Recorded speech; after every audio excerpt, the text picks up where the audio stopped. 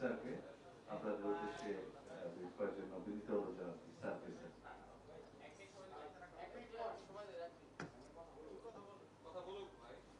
না এমনি আপনাদের কি শুরু করব?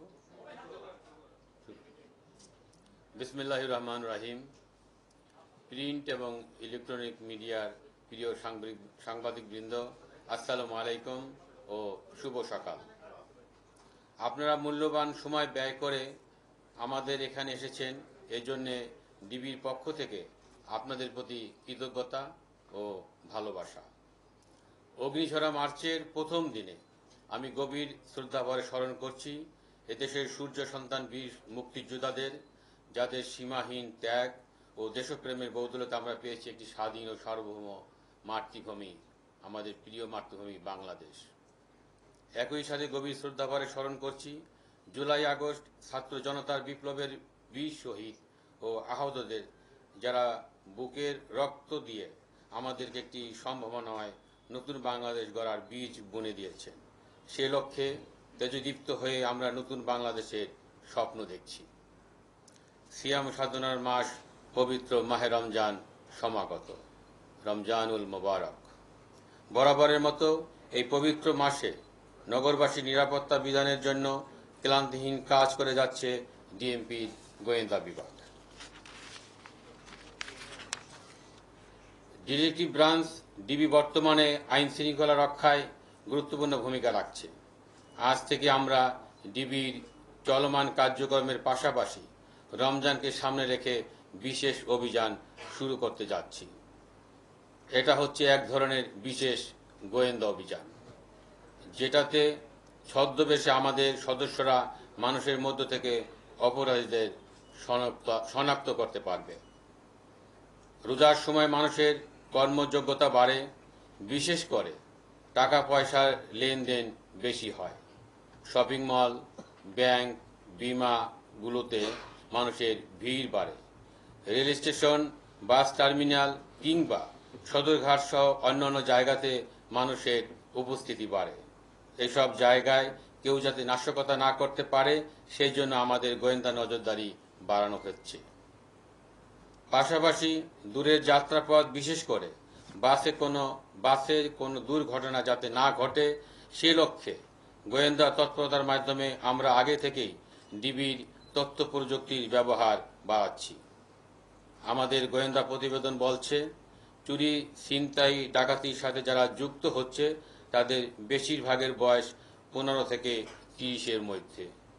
এদের অনেকেই কিশোর গ্যাং, তারা বিভিন্ন অপরাধে জড়িয়ে পড়ছে। আবার কিছু ফ্যাসিস্ট পতিত রাজনৈতিক শক্তি তাদের ইন্ধন দিয়ে অপরাধ কার্যক্রমে জড়িয়ে দিচ্ছে। বিভিন্ন এলাকায় চিহ্নিত সন্ত্রাসী বাহিনীর কথা আমরা শুনতে পাচ্ছি।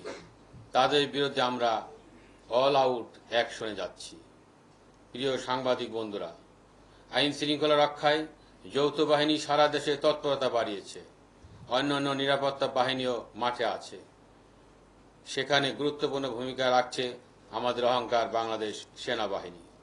আমরা বিভিন্ন গোয়েন্দা তথ্য দিয়ে তাদের সহায়তা করছি, যা ভবিষ্যতে আরও বৃদ্ধি পাবে। প্রিয় গণমাধ্যম প্রতিনিধিবৃন্দ, আপনারা দেখছেন মহানগরীতে আইন শৃঙ্খলা পরিস্থিতি ধীরে ধীরে উন্নতি হচ্ছে। আমাদের কাজ হচ্ছে গোয়েন্দা নজরদারি শক্তিশালী করা। আমরা সে বিষয়টিতে গুরুত্ব দিচ্ছি। আমরা আশা করি কিছুদিনের মধ্যে আপনারা আরো ভালো অবস্থান দেখতে পাবেন, সে প্রত্যাশা করছি।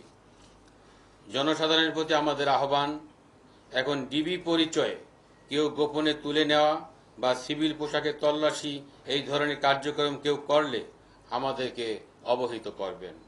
পাশাপাশি নাশকতা করতে পারে এমন কোনো তথ্য থাকলে ডিবিকে সহায়তা করুন। আপনাদের পরিচয় গোপন রেখে, সম্পূর্ণ নিরাপদ রেখে আমরা প্রয়োজনীয় ব্যবস্থা গ্রহণ করব। এদেশ আপনার, আমার, সকলের। দেশে শান্তি থাকলে শান্তি থাকবে জনমনে। দেশকে নিরাপদ রাখতে আইন শৃঙ্খলা বাহিনীর পাশাপাশি জনসাধারণকেও এগিয়ে আসার আহ্বান জানাচ্ছি। গুরুত্বপূর্ণ মামলা তদন্ত থেকে আরম্ভ করে চিহ্নিত অপরাধীদের গ্রেপ্তারপূর্বক আইনের আওতায় নিয়ে আসতে আমরা বদ্ধপরিকর। তারই অংশ হিসাবে ইতিমধ্যে ডিবি কর্তৃক উল্লেখযোগ্য সংখ্যক ছিনতাইকারী, ডাকাত ও অভ্যাসগত অপরাধীকে আমরা গ্রেপ্তার করতে সক্ষম হয়েছি। গুণগত মান বজায় রেখে এবং অপরাধের গুরুত্ব বিবেচনায় ডিবি কাজ করে থাকে। আমাদের কাজে যেমন সক্রিয়তা আছে, তেমনি নিশ্চিত করা হয়েছে স্বচ্ছতা ও জবাবদিহিতা। আমরা যেমন সাধারণ মানুষের ভরসার আশ্রয়স্থল হতে চাই, তেমনি অপরাধীদের জন্য হতে চাই আতঙ্ক। সে মূলনীতি নিয়েই আমরা কাজ করে যাচ্ছি। ছোট অপরাধ বড় অপরাধের জন্ম দেয়, তাই যে কোনো অপরাধ ও অপরাধের ক্ষেত্রে আমরা নিয়েছি জিরো টলারেন্স নীতি। চুরি, ছিনতাই, ডাকাতি রোধে ডিবির নিয়মিত অভিযান অব্যাহত রয়েছে।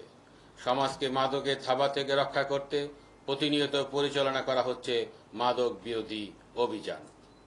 চিহ্নিত সন্ত্রাসী হোক বা যে কোনো অপরাধী হোক, ডিবির জালে তাদের ধরা পড়তেই হবে। সমাজে বিশৃঙ্খলা সৃষ্টিকারী সাধারণ মানুষের নিরাপত্তা ঝুঁকি তৈরি করে এদেরকে আমরা বিন্দুমাত্র ছাড় দিব না। পবিত্র মাহে রমজানে নগরবাসী যেন নিরাপদে ইবাদত বন্দী করতে পারেন, সেই জন্য ডিবির কার্যক্রম আরও বেগবান করা হয়েছে।